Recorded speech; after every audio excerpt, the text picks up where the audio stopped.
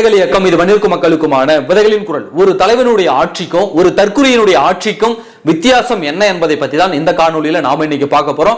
இது வரைக்கும் நம்முடைய யூடியூப் சேனலை நீங்க சப்ஸ்கிரைப் பண்ணாம இருந்திருந்தா மறக்காம சப்ஸ்கிரைப் பண்ணுங்க.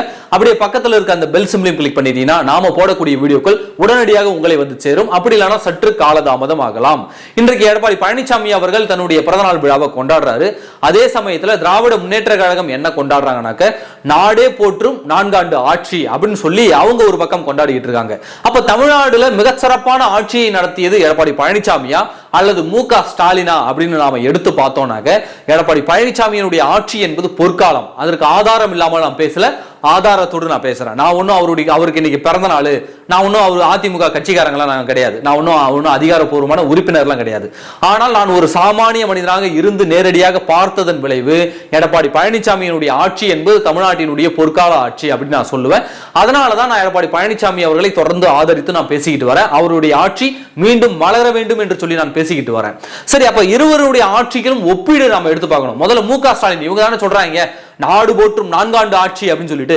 அப்ப இவருடைய ஆட்சியை எடுத்து நாம முதல்ல பார்ப்போம். இவர்கள் என்னென்ன திட்டங்களை செய்து கொண்டு வந்திருக்கிறார்கள், என்னென்ன நலத்திட்டங்களை இந்த மக்களுக்கு செய்து வந்திருக்கிறார்கள் அப்படின்னு நாம எடுத்து பார்த்தோம்னாக்க மொத்தமாக இந்த 4 ஆண்டு ஆட்சி காலத்துல மு.க. ஸ்டாலின் அவர்கள் செய்த அவர் கொண்டு வந்த நலத்திட்டங்கள்ல ஒரே ஒரு நலத்திட்டம் மட்டும்தான் ஒரு சிறப்பான நலத்திட்டம். இதை நாம சொல்லிதான் ஆகணும், மறுப்பதற்கெல்லாம் இல்ல. காலை உணவு திட்டம். இதை தவிர்த்து மற்ற அத்தனை திட்டங்களுமே திராவிட முன்னேற்ற கழகம் என்ற கட்சிக்கு தனிப்பட்ட முறையில் செய்து கொண்டது. அவர்கள் ஓட்டு அரசியலுக்காக செய்து கொண்ட நலத்திட்ட உதவிகள் தானே தவிர அது பொதுமக்களுக்காகவோ இந்த தமிழ்நாடு மக்களுக்காகவோ தமிழ்நாடுடைய எதிர்கால வளர்ச்சி திட்டங்களுக்காகவோ செய்யப்பட்ட ஒரு நலத்திட்டம் கிடையாது. அதை முதல்ல நீங்க புரிஞ்சுக்கணும். இந்த காலை உணவு திட்டத்தை தவிர்த்து விட்டு மற்ற திட்டங்களை பாருங்களேன். மகளிருக்கு மாதம் 1000 ரூபாய், படிக்கக்கூடிய மாணவிகளுக்கு மாதம் 1000 ரூபாய். இவங்களாம் உயர்கல்வி செல்லக்கூடிய மாணவர்கள், இதுல கவனமா பாத்துங்க. இந்த பக்கம் மாணவர்களுக்கு தமிழ் புதல்வன் திட்டத்தின் கீழே மாதம் 1000 ரூபாய். இது முழுக்க முழுக்க வாக்கு வங்கி அரசியலுக்காக. இப்போ ஒரு 1.5 கோடி பெண்களுக்கு தராங்கன்னு வச்சுங்களேன், அப்பா 1.5 கோடி பெண்களுடைய வாக்கு நமக்கு கிடைச்சிரும்பா அப்படின்னு இவங்க நினைச்சுக்குவாங்க. 1.5 கோடி பெண்களுடைய வாக்கை நாம கவர் பண்ணிட்டோம் அப்படின்னு நினைச்சுக்குவாங்க. பள்ளியை முடித்துவிட்டு கல்லூரி செல்லக்கூடிய மேற்படிப்பு செல்லக்கூடிய மாணவிகளுக்கு மாதம் 1000 ரூபாய். அப்போ அவங்க கிட்டத்தட்ட 18 வயசு வந்துடும். அப்போ இந்த வருஷமே இவங்க கொடுக்க ஆரம்பிச்சிட்டதால, போன வருஷத்துல கொடுக்க ஆரம்பிச்சிட்டதால இவங்க 2026 வரும்போது இவங்களுக்கு வந்து வாக்களிக்கக்கூடிய தகுதி வந்துடும். இதுவும் வாக்கு அரசியலுக்காக கொண்டு வரப்பட்ட ஒரு திட்டம் தான். அப்படியே இந்த பக்கம் பாத்தீங்கன்னாக்க தமிழ் புதல்வன் திட்டத்தின் மூலமாக மாதம் 1000 ரூபாய், அதாவது உயர்கல்வியில் சேரக்கூடிய மாணவர்களுக்கு மாதம் 1000 ரூபாய் அப்படின்னு சொன்னதன் மூலமாக இவர்கள் இப்ப கல்லூரிக்கு போகும்போது உயர்கல்வி படிக்கும் பொழுதும் சரி இவர்களுக்கு மாதம் 1000 ரூபாய் நிதி உதவித்தொகை கொடுக்கும் பொழுது இவர்களுக்கு 18 வயது நிரம்பி இருக்கும். இவர்களும் முதல் தலைமுறை வாக்காளர்களாக இருப்பாங்க. அப்ப இவங்க கணக்கு என்னாக்க முதல் தலைமுறை வாக்காளர்கள் நம்ம கவர் பண்ணிட்டோம். இந்த பக்கம் மகளிர் உரிமை தொகை கொடுத்து 1.5 கோடி பெண்களுடைய வாக்கை நாம கவர் பண்ணிட்டோம். இந்த பக்கம் பாத்தீங்கன்னாக்க முதல் தலைமுறை வாக்காளர்களை பணம் கொடுத்து நாம கவர் பண்ணிட்டோம். இப்படிதான் இருக்குதே தவிர வாக்கு அரசியலுக்கானதாக தான் இவர்களுடைய நலத்திட்டங்கள் இருக்கிறதே தவிர எதிர்கால நலத்திட்டத்துக்காக இல்ல. இப்போ மாணவ மாணவிகளுக்கு அதிமுக ஆட்சியில் எதுவுமே செய்யலையா அப்படின்னு பாத்தீங்கன்னாக்க மாணவ மாணவிகளுக்கு அதிக அளவுல நன்மை பயக்கக்கூடிய திட்டங்களை கொண்டு வந்தது அதிமுக தான், திமுக இல்ல. இந்த திமுகவுடைய இந்த திட்டங்களை பார்த்துட்டோம். அதிகபட்சம் என்ன, மகளிருக்கு 1000 ரூபாய், பெண்கள் குழந்தைகளுக்கு 1000 ரூபாய், ஆண் பிள்ளைகளுக்கு 1000 ரூபாய், எல்லாருக்கும் 1000 ரூபாய். காலை உணவு திட்டத்தை தவிர்த்து மற்ற திட்டங்கள் அனைத்துமே வாக்கு வங்கி அரசியலுக்காக, திமுகவினுடைய வாக்கு வங்கி அரசியலுக்காக செய்த திட்டங்கள். அப்படியே இந்த பக்கம் அதிமுக பக்கம் வந்தீங்கன்னாக்க பள்ளி மாணவர்களுக்கு லேப்டாப் வழங்கக்கூடிய திட்டம். எல்லாருக்கும் லேப்டாப் கொடுத்தாங்களா? நான் சின்ன வயசுல படிக்கும் போது எனக்குலாம் கனவு, மிகப்பெரிய கனவு. லேப்டாப்லாம் யாராவது எடுத்துட்டு போனாங்கன்னாக்கா அதை நம்ம தொட்டு பாத்திர விட மாட்டாங்களா? நாம அதை தொட்டு பாத்திர மாட்டோமா? அதை ஓபன் பண்ணி அது என்ன இருக்குன்னு நாம பாத்திர மாட்டோமான்னு எங்களுக்குலாம் ஒரு ஆவல். அப்ப எங்களை மாதிரி பசங்களுக்கெல்லாம் முதல் முறையாக அந்த லேப்டாப்பை சொந்தமாக, இது உனக்கு சொந்தம்பா, இவ்வளவு நாள் நீ ஏங்கிக்கிட்டு இருந்தல்ல, தெருவில் யாராவது லேப்டாப் எடுத்துட்டு போனாக்க நீ பார்த்து ஏங்கிக்கிட்டு இருந்தல, யாராவது லேப்டாப் வச்சுட்டு வேலை செய்யும் போது நீ உட்காந்துட்டு அதை வேடிக்கை பார்த்தல, உனக்கு நான் தரேன் லேப்டாப், இதை வச்சு நீ படிச்சு முன்னேறு, இதை வச்சு ஏதாவது கம்பெனிக்கு வேலைக்கு போ அப்படின்னு சொல்லிட்டு எங்களுக்கெல்லாம் எட்டா கனியாக இருந்த அந்த லேப்டாப்பை தூக்கி கொடுத்தது அனைத்து இந்திய அண்ணா திராவிட முன்னேற்ற கழகம். அந்த லேப்டாப்பினுடைய விலை என்ன? இப்ப சாதாரணமா ஒரு நார்மலான ஒரு லேப்டாப்பை நீங்க வாங்க போறீங்கனாலும் 23,000 ரூபாய்க்கு கீழே லேப்டாப் கிடையாது. ரொம்ப மினி லேப்டாப்லாம் ஒரு 15,000 16,000 இருக்கு. ஆனால் ஒரு நல்ல லேப்டாப், ஒரு சாதாரண ஒரு நடுத்தரமான லேப்டாப் நீங்க வாங்க போனா 23,000 ரூபாய்க்கு கிடையாது. 2 லட்சம் லேப்டாப் கூட இருக்குது, ஆனா 23,000 ரூபாய் கம்மி கிடையாது. அப்போ மாணவர்கள், தமிழக மாணவர்களுக்கு கொடுக்கப்பட்ட அந்த லேப்டாப் அதனுடைய சைஸ் கிட்டத்தட்ட 23,000 இருந்து 24,000 ரூபாய் மதிப்பிற்குரிய அந்த லேப்டாப்பை ஒரு மாணவனுக்கு வழங்குகிறது. கல்வி உதவித்தொகை எல்லாம் அது கண்டினியூவா இருக்குது, படிக்கக்கூடிய பசங்களுக்கு எல்லாம் ஸ்காலர்ஷிப் அதெல்லாம் நிறைய இருக்குது. அப்ப அந்த லேப்டாப்பினுடைய விலை ஒரு 24,000 ரூபாய்னாக்க ஒரு பள்ளி படிக்கக்கூடிய மாணவனுக்கு 1000 ரூபாய் அப்படின்னாக்க வருஷத்துக்கே 12,000 ரூபாய். ஆனா ஒரு லேப்டாப்பினுடைய விலை எவ்வளவு? 24,000 ரூபாய். எப்படி? 23,000 ரூபாயிலிருந்து 24,000 ரூபாய். அப்ப ஒரே வருடத்துல 2 வருட காசை நலத்திட்டங்களாக கொடுத்துருக்கு. காசா கையில கொடுக்கல. காசா கையில கொடுத்தா வீட்டுல இருந்து அப்பா புரிந்து போயிடுவாரு, அம்மா ஏதாவது புரிந்து போயிடுவாங்க. ஆனா இதை புரிந்து கொண்ட அதிமுக அரசு என்ன பண்ணுதுனாக்க அவர்களுக்கு லேப்டாப்புக்காக வழங்க. ஐடி கம்பெனியில வேலை செய்யறவங்க கூட பள்ளி படிக்கக்கூடிய மாணவர்களுக்கு கொடுத்த லேப்டாப்பை நாங்க எக்ஸ்ட்ரா காசு தரேன், 15,000 தரேன், 10,000 தரேன், எங்கிட்ட கொடுத்துருன்னு வேலை பேசினதெல்லாம் நாங்க நேரில் பார்த்திருக்கோம். அப்போ இது வளர்ச்சி திட்டம். மாணவர்களுக்கு ஒரு புதிய தொழில்நுட்பத்தை கற்றுக்கொள்வதற்கு அவர்களுக்கு முதலீடாக கொடுக்கக்கூடிய ஒரு திட்டம் தான் அந்த லேப்டாப் திட்டம். அதை நிறுத்தி விட்டாங்களா? அப்படியே எடப்பாடி பழனிசாமி அவருடைய ஆட்சிக்கு வாங்க. அவருடைய ஆட்சியில அத்திக்கடவு அவிநாசி திட்டம் கிட்டத்தட்ட 3 மாவட்டங்கள் அந்த நீரேற்றும் திட்டங்களால் இன்றைக்கு பயன்பெற்று இருக்கிறது. அந்த திட்டம் எவ்வளவு உன்னதமான திட்டம்னு நான் ரொம்ப எளிமையா விளக்குறேன் பாரு. ஒரு சங்ககால பாடல் ஒண்ணு இருக்கு. வரப்புயர நீர் உயரும், நீர் உயர நெல் உயரும், நெல் உயர குடி உயரும், குடி உயர கோன் உயர்வான். அப்படின்னாக்க வரப்ப நம்ம எந்த அளவுக்கு உயர்த்துறோமோ அந்த அளவுக்கு நீரின் மட்டம் உயரும். நீரின் மட்டம் எந்த அளவுக்கு உயர்கிறதோ அந்த அளவுக்கு நிலத்தடி நீர் மட்டம் உருவாகும். பயிர்கள் செழித்து வளரும். பயிர்கள் செழித்து வளர்ந்தால் அங்க இருக்கக்கூடிய குடிகள், அதாவது பொதுமக்கள் அறுவடை செய்து அதை விற்பதன் மூலமாக அவர்களுக்கு பொருளாதாரம் நிறைய கிடைக்கும். அவர்களுக்கு பொருளாதாரம் கிடைப்பதன் மூலமாக அவர்கள் வரி அதிகம் செலுத்துவார்கள். அந்த வரியால் மன்னனும் உயர்வான், நாடும் உயரும். அப்படி என்பதுதான் அந்த சங்ககால பாடல். அந்த பாடலுக்கு ஏற்ப அத்திக்கடவு அவிநாசி திட்டம் என்பது அதுதான். அப்போ நீர்வளம் ஒரு காய்ந்து போன வறண்டு கிடக்கக்கூடிய ஒரு 3 மாவட்டங்கள்ல அதனுடைய ஏரிகள்ல, முக்கியமான ஏரிகள், குளங்கள், கண்மாய்கள்ல கொண்டு போய் வீணா கடல்ல கலக்கக்கூடிய அந்த ஆற்று நீரை கொண்டு போய் அங்கங்கேயும் சேமித்து வைப்பதன் மூலமாக அங்களுடைய நிலத்தடி நீர்மட்டம் உயரும். அங்க பயிர்கள் செய்யாதவங்க எல்லாம் புதிதாக விவசாயிகள் பயிர்கள் செய்ய ஆரம்பிப்பாங்க. அதை சுற்றி இருக்கக்கூடிய சூழலியல் மண்டலம் உயரும்.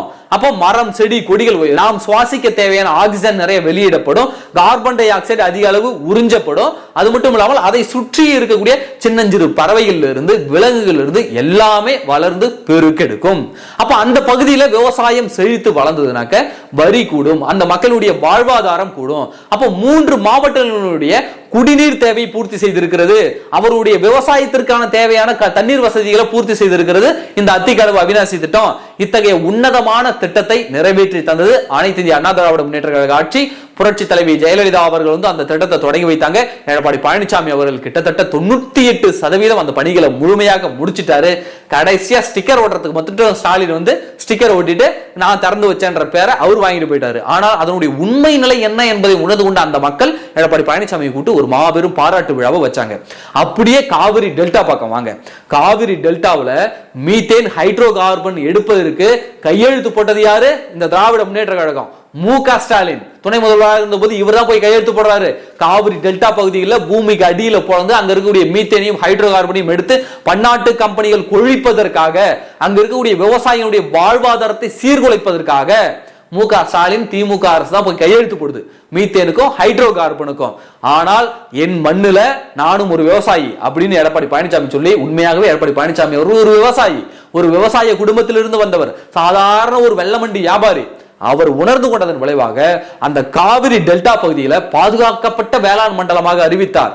அதை அறிவித்ததன் மூலமாக அந்த பகுதியில யாரும் அந்த பகுதியில் யாரும் பூமியை தோண்டி விவசாயிகளுக்கு இடையூறாக, விவசாயத்துக்கு இடையூறாக நான் மீத்தேன் எடுக்கிறேன், ஈத்தேன் எடுக்கிறேன் அப்படின்னு சொல்லிட்டு யாரும் போயிட முடியாது. அப்ப அதை பாதுகாக்கப்பட்ட மண்டலமாக அறிவித்தது எடப்பாடி பழனிசாமி அவர்கள்.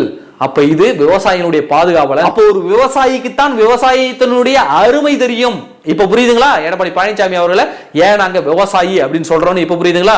அவருக்குத்தான் அவருடைய வரி தெரியும், விவசாயம் எவ்வளவு முக்கியம் என்பது அவருக்குத்தான் தெரியும். அப்படியே இந்த பக்கம் வாங்க. நீட் தேர்வு எடுத்துக்கோங்க. நீட் தேர்வு அகில இந்திய அளவுல கொண்டு வந்தது யாரு? இதே திராவிட முன்னேற்ற கழகம், காங்கிரஸ் கூட்டணி. அந்த நாசகார நீட் தேர்வு இந்தியா முழுவதும் அமல்படுத்தப்பட்டது. ஆனால் தமிழ்நாட்டில் நாம விதிவிலக்கு வாங்கி வச்சிருந்தோம். உச்சநீதிமன்றத்தில் வழக்கு இருக்கு. உச்சநீதிமன்றம் என்ன சொன்னது தெரியுங்களா? இந்தியா முழுவதும் அமலில் இருக்கக்கூடிய ஒரு தேர்வை ஒரு மாநிலம் மட்டும் விதிவிலக்கு கேட்டா மற்ற மாநிலம் உங்க மாநிலத்தினுடைய விதிவிலக்கை காட்டி அதை முன்னுதாரணமாக காட்டி எங்களுக்கும் விலக்கு தாங்கன்னு கேட்க வரும்.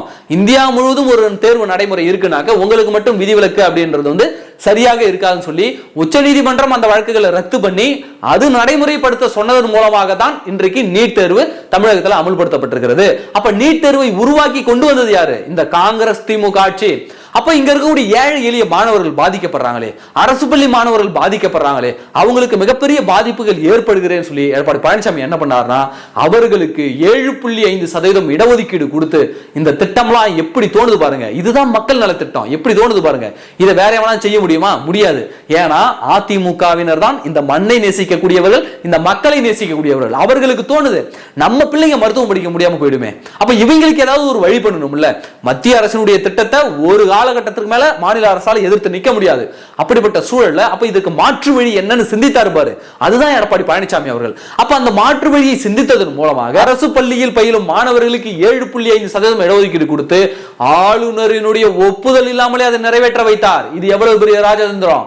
இப்ப சொல்லுங்க, யாருடைய ஆட்சி பொற்கால ஆட்சின்னு சொல்லுங்க பாப்போம். சரி, அது ஒரு புறமும் இருக்கட்டும். இந்த பக்கம் வாங்க, வன்னியர் இடஒதுக்கீடு.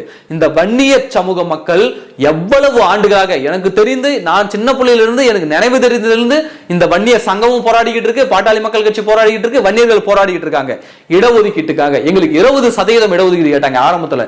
டாக்டர் ராமதாஸ் அவர்களினுடைய பெரும்பான்மையான வாழ்நாள் இடஒதுக்கீடு போராட்டத்திலே அவர் வாழ்நாளை கழிச்சிட்டாரு. அதற்காக அந்த ஒன்று வச்சுதான் அவருடைய அரசியலே உருவானது. அதை ஒன்றை வைத்துதான் இன்றைய வரைக்கும் போராடி கொண்டிருக்கிறார்கள். கிட்டத்தட்ட 50 வருட காலமாக, அதுக்கு மேல கூட இருக்கலாமே தவிர எனக்கு தெரிஞ்சு சொல்றேன், கிட்டத்தட்ட 50 வருட காலம் இந்த வன்னியர் சமூகம் போராடிக்கிட்டு இருக்கு. எங்களுக்கு இடஒதுக்கீடு தாங்க, நாங்க ஏழை எளிய நிலையில இருக்கோம், எங்கள்கிட்டயும் ஏழைகள் இருக்கிறாங்க, வசதி படைத்தவர்கள் சிலர் இருக்காங்க, ஏழைகள் எங்களிடமும் இருக்கிறாங்க, எங்கள் மக்கள் தொகைக்கு ஏற்ப எங்களுக்கு இடஒதுக்கீடு தாங்கன்னு சொல்லிட்டு மருத்துவர் ராமதாஸ் அவர்களும் வன்னியர் சங்கமும் பாட்டாளி மக்கள் கட்சியும் நீண்ட நெடுநாட்களாக போராடி கொண்டு வந்தது. அவர்களுக்கெல்லாம் ஒரு ஆறுதல் தரும் விதமாக எடப்பாடி பழனிசாமி அவர்கள் 10.5% இடஒதுக்கீடு வன்னியர் சமூகத்திற்கு கொடுத்தார். இதுல என்ன ஒரு கவலைக்குரிய விஷயம்னாக்க, வன்னியர்களுக்கு 10.5% இடஒதுக்கீடு கொடுத்த அந்த நன்றியை மறந்த பாமக அவரிடமிருந்து கூட்டணியை முறித்துக் கொண்டு போன முறை பாஜக கிட்ட போய் சேர்ந்துருச்சு. ஆனால் வன்னியர்கள் போகல. வன்னியர் சமூகத்தினருக்கு தெரியும், நமக்கு 10 இத்தனை வருஷமா நாம போராடிட்டு வரோம்ல, நமக்கு 10.5% இடஒதுக்கீடு கொடுத்தது யாரு? எடப்பாடி பழனிசாமி தானே, அவருக்கு போட ஓட்டு அப்படின்னு சொல்லிட்டு வன்னியர்கள் அத்தனையும் நன்றி மறவாமல் ஓட்டு குத்துனாங்க. இதெல்லாம் மறுக்கவே முடியாது.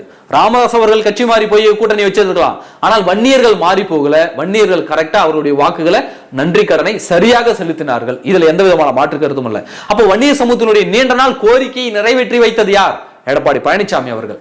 அப்படியே இந்த பக்கம் வாங்க, தமிழ்நாடு முழுவதும் 11 மருத்துவக் கல்லூரிகளை ஒரே ஆட்சியில கொண்டு வந்தது எடப்பாடி பழனிசாமி அவர்கள். இந்தியாவுல, இந்திய வரலாற்றுல எந்த ஒரு முதலமைச்சராவது இப்படி தன்னுடைய ஆட்சி காலத்துல 4.5 வருஷம் தான், இந்த 4.5 வருஷத்துல 11 மருத்துவக் கல்லூரிகளை தமிழ்நாட்டில் கொண்டு வந்திருக்காருன்னா இது எவ்வளவு பெரிய ஆளுமை. நீங்க என்னமோ 11 மருத்துவக் கல்லூரி, என்னப்பா 11 மருத்துவக் கல்லூரி தானே அப்படின்னு நீங்க சாதாரணமா சொல்லிட்டு போயிடலாம். 11 மருத்துவக் கல்லூரினாக்க மருத்துவமனைகளுடன் கூடிய கல்லூரி. இப்போ ஒரு மாவட்டத்தில் ஒரு மருத்துவக் கல்லூரி இருக்குனாக்க அங்க மருத்துவமனையும் இருக்கும், அரசு மருத்துவமனை, அரசு மருத்துவக் கல்லூரி, அதை ஞாபகம் வச்சுங்க. அப்போ அரசு மருத்துவக் கல்லூரியும் அரசு மருத்துவமனையும் ஒரு இடத்துல இருக்குனாக்க அங்க வைத்தியம் இலவசமா இல்லையா? சிகிச்சை அங்க இலவசமா போய் பாத்துக்கலாமா இல்லையா? அப்ப அதன் இந்த மாவட்டத்தை சுற்றி இருக்கக்கூடிய அந்த மருத்துவக் கல்லூரி சுற்றி இருக்கக்கூடிய மாவட்டங்கள்ல இருக்கவங்களா அந்த மருத்துவக் கல்லூரி பயன்பெறுவாங்களா மாட்டாங்களா? அது மட்டும் இல்லாமல் அந்த மருத்துவமனையில் பயிலக்கூடியவர்கள் யாரு? மருத்துவ சீட்டினுடைய எண்ணிக்கை அதிகமாக இருக்குல்ல. அப்ப இதையெல்லாம் அதிகரித்து வைத்தது யார்? அப்ப ஒரு மருத்துவக் கல்லூரி அமைக்கிறாங்கனாக்க அதை நீங்க சாதாரணமா எடுத்துக்கூடாது. ஒரு மருத்துவக் கல்லூரி ஒரு மாவட்டத்தில் அமையுதுனாக்க அந்த மருத்துவக் கல்லூரி மருத்துவமனையுடன் கூடிய மருத்துவக் கல்லூரி, அந்த பகுதி வாழ் மக்களுக்கு சிகிச்சை இலவசமாக வழங்குவதோடு மட்டுமல்லாமல் நம் பிள்ளைகள் படிப்பதற்கான வாய்ப்புகளையும் அந்த மருத்துவக் கல்லூரியில் ஏற்படுத்தி தரலாம். அப்ப சீட்டுகளுடைய எண்ணிக்கை அதிகரிக்கும். இப்ப புரியுதுங்களா? இதுதான் தொலைநோக்கு திட்டம். அப்ப இந்த திட்டங்களானது இன்னும் 1000 வருடங்கள் ஆனாலும் இருக்கும். ஏன்னா மாணவர்கள் தொடர்ச்சியா படிக்க தான் போறாங்க, தொடர்ச்சியா வைத்தியம் பார்க்க மக்கள் போக தான் போறாங்க. இப்படி ஒரு திட்டத்தை இந்த திமுக ஆட்சியில பார்க்க முடியுமா? அப்படியே அந்த பக்கம் அப்படியே திரும்பி பாத்தீங்கன்னு வச்சுங்களேன், 7 சட்டக்கல்லூரிகளை தன்னுடைய 4.5 ஆண்டு ஆட்சி காலத்துல எடப்பாடி பழனிசாமி அவர்கள் கொண்டு வந்திருக்கிறார். சட்டசபையில கேட்கிறாங்க, சட்டத்துறை அமைச்சர் ரகுபதியை கேட்கிறாங்க, கன்னியாகுமரியில ஒரு சட்டக்கல்லூரி அமைக்கணும் அப்படின்னு கேட்டதுக்கு, அங்கெல்லாம் அமைக்க முடியாது, நீ போய் திருநெல்வேலியில படின்னு போய் சொன்னவன் தான் ரகுபதி அவர்கள். திமுக ஆட்சி, அதுதான் திமுக ஆட்சி.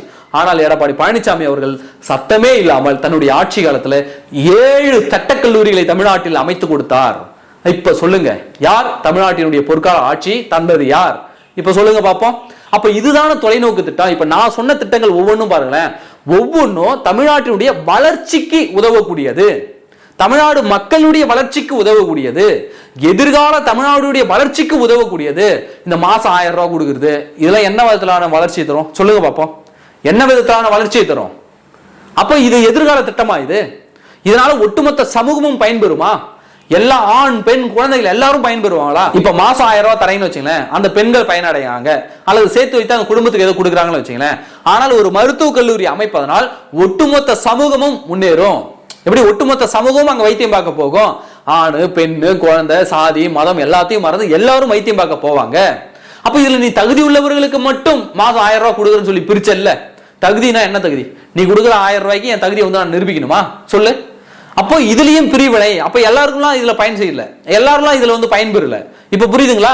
எது திட்டம் அப்படின்னு சொல்லிட்டு வாக்கு வங்கி அரசியலுக்காக கொண்டு வரப்படக்கூடிய நலத்திட்டம் வேற, உண்மையாக வளர்ச்சிக்காக கொண்டு வரப்போறக்கூடிய நலத்திட்டங்கள் வேற. அப்ப அதிமுக கொண்டு வந்தது அனைத்துமே, எடப்பாடி பழனிசாமி அவர்கள் கொண்டு வந்த அனைத்துமே தமிழ்நாட்டினுடைய வளர்ச்சிக்கான திட்டங்கள், தமிழ்நாட்டினுடைய ஒவ்வொரு தனிநபர்களுடைய வருமானத்தை உயர்த்தக்கூடிய திட்டங்கள், தமிழக மக்களினுடைய வாழ்வாதாரத்தை உயர்த்தக்கூடிய திட்டங்கள். ஆனால் திராவிட முன்னேற்ற கழகம் கொண்டு வந்த இந்த திட்டங்கள்லாம் பாருங்க, இந்த 4 வருஷத்துல நீ எத்தனை மருத்துவ கல்லூரிடா கொண்டு வந்தனாக்க தெரியாது, எத்தனை சட்ட கல்லூரிடா கொண்டு வந்தனாக்க இல்ல கொண்டு வரல. அப்ப என்னடா கொண்டு வந்தா நான் மாசம் 1000 ரூபாய் கொடுத்துட்டேன். அப்ப இதுதான் வாக்கு வங்கி அரசியலுக்காக கொண்டு வரப்படக்கூடிய திட்டங்கள்.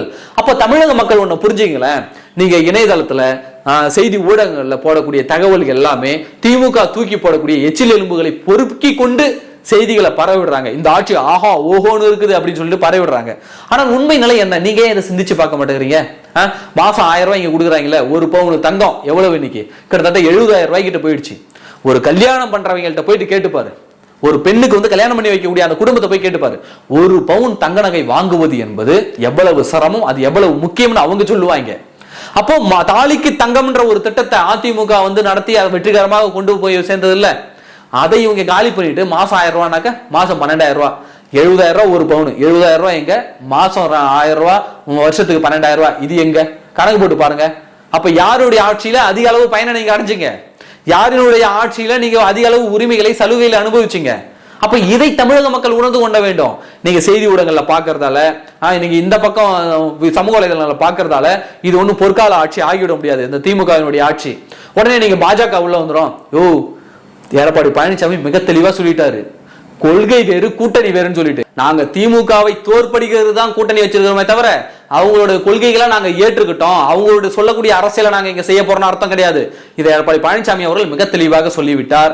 இப்ப நீங்க முடிவு பண்ணிக்கீங்க, யாரினுடைய ஆட்சி பொற்கால ஆட்சி, யாரினுடைய ஆட்சி தற்குறிகளின் ஆட்சி என்பதை இந்த மக்கள் நீங்க முடிவு பண்ணிக்கீங்க. என்னென்ன சலுகைகள் நீங்க இழந்திருக்கீங்க? வெறும் விளம்பரத்தால மட்டுமே இந்த திராவிட முன்னேற்ற கழகம் இப்பொழுது ஆட்சி நடத்தி கொண்டிருக்கிறது, வாழ்ந்து கொண்டிருக்கிறது. 2026 உங்கள் முடிவை நீங்கள் எடுங்க, யோசிச்சு எடுங்க, நீங்க சிந்தித்து எடுங்க. இவர் ஆட்சி காலத்துல என்னென்ன திட்டங்கள் கொண்டு வந்தார், இவர் ஆட்சி காலத்துல என்னென்ன திட்டங்கள் கொண்டு வந்தார், யாருடைய ஆட்சி காலத்துல நாம் அதிக சலுகைகளை பெற்றோம், அதிக வசதிகளை பெற்றோம், நிம்மதியாக இருந்தோம், பெண் பிள்ளைகள் நிம்மதியாக இருந்தாங்க அப்படின்னு யோசிச்சு பார்த்து வாக்களிங்க. எனவேதான் நான் சொல்லுவேன், எடப்பாடி பழனிசாமி அவர்கள் என்றைக்குமே அவர் வந்து ஒரு தனி ரகம், என்றைக்குமே அது அந்த தலைமை பண்பு என்பது வந்து ஒரு மாசான தலைமை பண்பா தான் நான் எடப்பாடி பழனிசாமி அவர்களை பார்க்கிறேன். இது ஒன்றும் புகழ்ச்சிக்கான வார்த்தைகள் கிடையாது, இதற்கான ஆதாரங்கள் அவர் கொண்டு வந்த திட்டங்கள் எல்லாத்தையும் நான் உங்கள்கிட்ட சொல்லிட்டேன். நீங்க பொதுவெளியில சரிபார்த்துங்க. நன்றி.